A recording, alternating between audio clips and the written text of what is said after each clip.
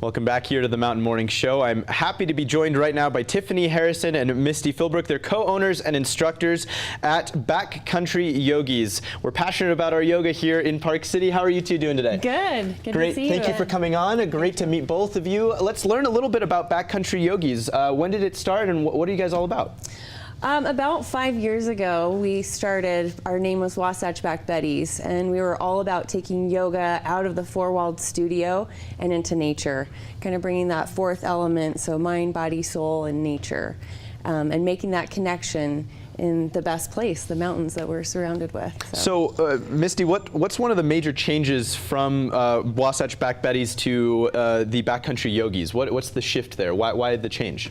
Well, we decided to open up a wellness center here in Park City. It's called Enlighten Wellness, and we just wanted to change it, make it more men and women, so not just specific to women, and that just barely changed about 3 months ago. So really just including the whole community, inviting everyone here to kind of take part in this. And so you guys really take yoga out of the studio, which I think it's been kind of a cool evolution to see yoga. I mean, obviously in the early 2000s, late 90s, it became really popular. And so the yoga studios were popping up everywhere. But I think now as we kind of maybe a decade or so past that point, we're starting to see everyone kind of branch out and go outside and try different ways and avenues of pursuing yoga. Absolutely. And so how has, you said you've been practicing since the early 2000s, how has that evolved with you practicing? Have you found that going outdoors is a little bit better? Yeah, definitely better, and we give people the opportunity. We do it year round, so even in the winter time, we go snowshoeing and do yoga. Summertime and warmer weather, we're hiking and doing yoga, paddle boarding and doing yoga. So yeah, it's definitely evolved from where people were just practicing in a studio to now adding other activities.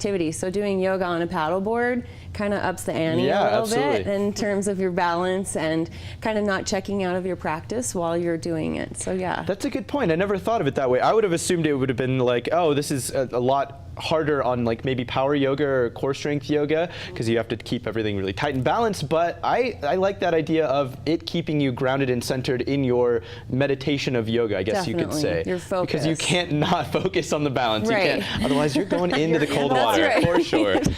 And good luck with that. No, but Misty, let's talk about what are the levels of yoga practice that people come and practice with you guys? Are there complete beginners that have never practiced before? I know the first time that I ever did yoga, I was embarrassed because I was like, I can't even bend over. But by the end, I was so happy because I felt better and everything, I was so much more flexible and everything felt better. So do you guys take everyone from beginner all the way to expert? Yeah. We actually want that. We just want people to feel confident and comfortable coming, you know, if they're beginners to advanced. Tiffany's amazing. She's the one that's been teaching it the most. And we definitely want that. We want people to even yesterday we had a group that was doing a hike and yoga, and we had very, very beginners to more advanced in that group. So we definitely like to cater to all levels and take the stigma and you know, negative things that sometimes people are intimidated with yoga and going into the studio. We try to make it a little more playful and inviting for everyone. And unfortunately, I think that's the biggest barrier to people getting into it is the fact that they're like, I'm not going to look cool when I'm doing it. This is not about, that's not what the practice is for. And the verbiage, the Sanskrit terminology, we try to steer clear of that just so that people don't feel intimidated to come to class. So like frill-free, just really getting down to the basics of what it's all supposed to be about. Exactly. And what's the benefit of going outside in the backcountry? What benefits does that provide rather than being inside of a studio? So even though when you're in a studio people ask you to turn your phones off, we're still somewhat plugged in, whereas in nature when we go out,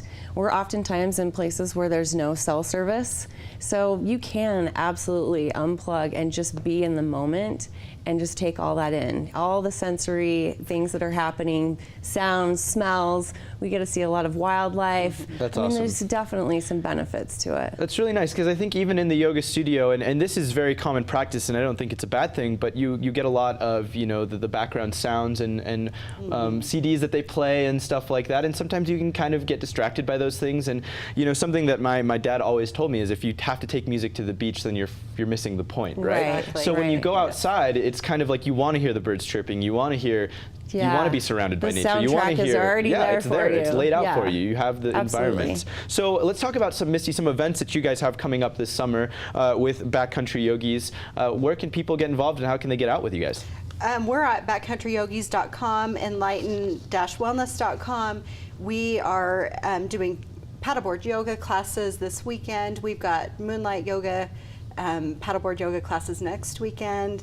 So we're a few hike yoga classes. It's all online. So really all different avenues. That's what I really like as well. Like if you are really passionate about hiking, you can do it that way. Or if you really like paddleboarding, you can go that route. Yes. I even like the fact that you said you do it in the winter. That's pretty adventurous. That's got to be a ton of fun. Yeah. Even though it seems like it could be cold, I'm sure that's a blast. So let's talk about, again, maybe one or two specific events that you guys are really excited for and how people can get signed up. Do they need to sign up online, like RSVP beforehand?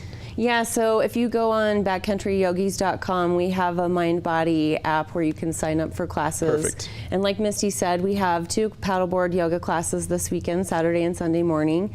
We're really excited for next weekend, the Moonlight Paddle, yes, that sounds cool. which is really amazing and awesome too. Where do these take place?